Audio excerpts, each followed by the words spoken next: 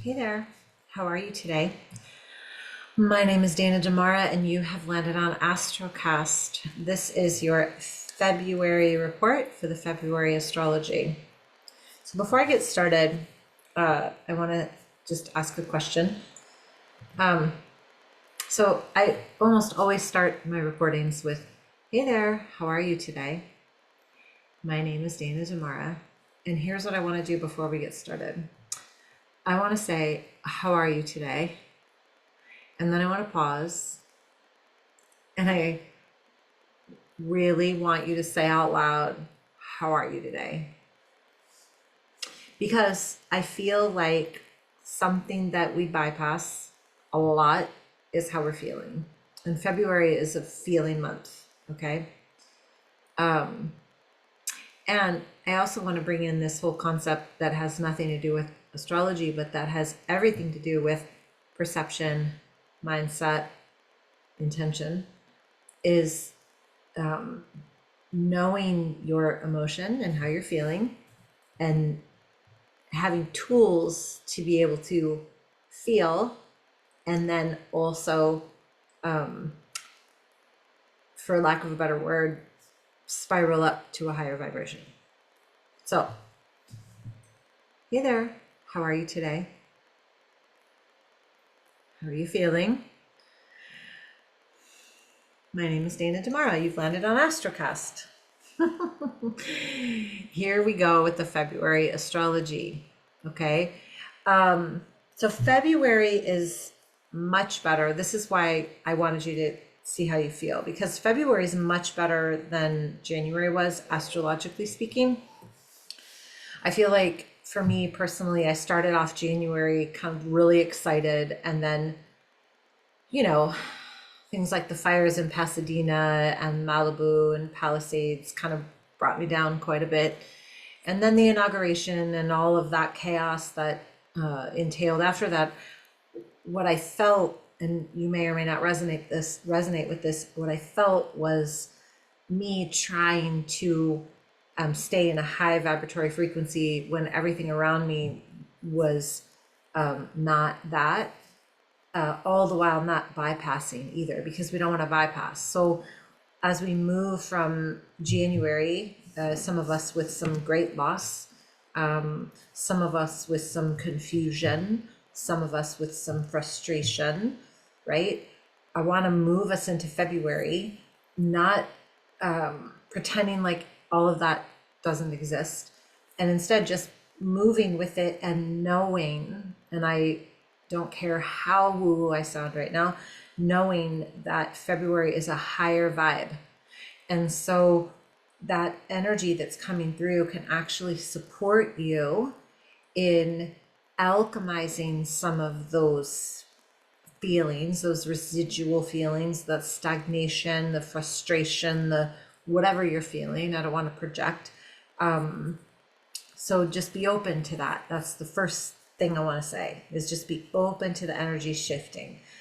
Try not to get stuck in all the things that you can't control, lovelies. The only thing you can control is your juju. So just focus on that. The month actually begins with Jupiter stationing direct in Gemini, and that's on February 4th. And so this is really going to support us in feeling that higher vibe. And then we've got a Leo full moon on the 12th. I'm going to go through all the dates in a second. That's going to be, it's a little bit of a wild card. Mars will also station direct on the 23rd. Okay, so that's almost the whole month. Mars still in retrograde, but we've been working on both of those retrograde planets since October of last year. And then of course we end the year, or end the month, with the Pisces new moon. So overall, February is going to bring this, there's going to be opportunities for movement. So what I don't want you to do is feel stagnant or stuck. Okay, so again, February 1st, okay, Venus is going to conjunct Neptune in the sign of Pisces. Now, both those planets love the sign of Pisces. Neptune is one of the planets that is moving this year. So if you didn't already grab a copy of my cosmic map, you can get it in the, you can get the link in the description below on my YouTube channel. And it's at a discount because it's the recording now. But Neptune is one of the big planets that will shift signs. But before that happens, Venus is going to conjunct it. And when Venus conjuncts Neptune, especially in the sign of Pisces, it's all about creativity, heightened intuition, beautiful dreams, softening of the heart. So be prepared for that. Again, on February 4th, Jupiter will station direct in Gemini. And Jupiter's the planet of expansion and abundance and wisdom and knowledge and, this just being able to see things from a higher perspective. And when it goes direct, it's been retrograde since October 2024.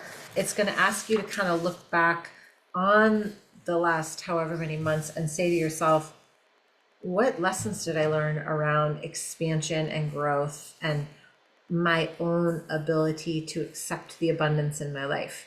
Here's an example, and this might resonate with you. I have a few clients who and I remember when they weren't very busy and they would complain about not being busy. How can I build my business? How can I do this? How can I do that? And then when they got really busy, I would hear them say, I can't handle this. It's too much. It's too much. Well, what do you want? So just keep that in mind. Look at the lessons that you've learned since October. February 4th, Venus is going to move into Aries. Venus is going to spend a lot of time in Aries, you guys, and this is because of its retrograde. That's going to happen on March 1st. I'll go over that whole thing, but this is all about the heart. All about the heart. February 9th, Sun is going to conjunct Mercury. This is a beautiful time when we have a much more clarity around what we want to say, how we say it, who we want in our life, this sort of thing, our day-to-day activities. So there's a lot of clarity that comes with this conjunction. On the 12th, it's a Leo full moon. Yay. This is always Leo full moon. I swear, it's always a wild card. It's always, because Leo is very fiery, very loving, all about the heart. Leo's pretty intense. But it also, because of the transits, it could also bring some unexpected news and maybe some upheaval in your life. So I'll do a whole report around that. Chiron is very active during that full moon. So again, I'll do a whole report. Just make sure you come back and listen for that. On the 18th, Pisces season starts. That softening energy, right? And remember something about Pisces. I know we tend to remember Pisces as softening and as intuitive and things like that. But let's remember Pisces is the last zodiac sign on the wheel. So we'll start to acknowledge endings. What chapters have you closed? What has culminated for you? Like really, truly, this is when we start to move to the end of the year. It's the end of Pisces season. Just keep that in mind, okay? And then on February 23rd, Mars will go direct in Cancer. Finally, Mars has been retrograde since October. Mars does not go in retrograde very often. It's not like Mercury where we get Mercury retrograde 3-4 times a year. When Mars is in retrograde, it's all about our passions, our purpose. So we have been being asked on a regular basis, whether you know it or not, what are you passionate about? What do you really love? What do you really want? Really reconsidering like what motivates you. And so Mars will station direct in Cancer, which will really bring us to a place of having to come to terms with the things that are ending because we set these new intentions. It's good times, good times. And then on the 27th, Pisces new moon. I'll do a whole report for the Pisces new moon, but we're ending the month with a new moon in Pisces. And new moon in Pisces is always, all new moons are about hitting the restart button. This is about hitting the restart button, a little softening right before we move into Venus retrograde on March 1st. So, I don't know, you guys, I love doing this. I love looking at the astrology and then every now and again forgetting that we are all part of it too, and having things kind of go weird in my life and then matching it with the astrology and going, oh, totally, that's why. Okay, I get the lesson now. So whatever your motivation is for listening, just know that I'm super grateful. And, it's always fun and sometimes eye-opening to look at your chart and just see how it matches up with what's going on in the skies. And also your astrocartography, like mind blowing. Those of you who are considering like a change, maybe you want to live somewhere different, you want to move out of the country, check your astrocartography first, because you wouldn't want to go from one fire pit to another. So grateful, you guys. I'm so grateful to know you, to have you listen. Again, if you want your chart read, reach out to me, danatomorrow.com. And I hope you just have like the most glorious, amazing day. Namaste.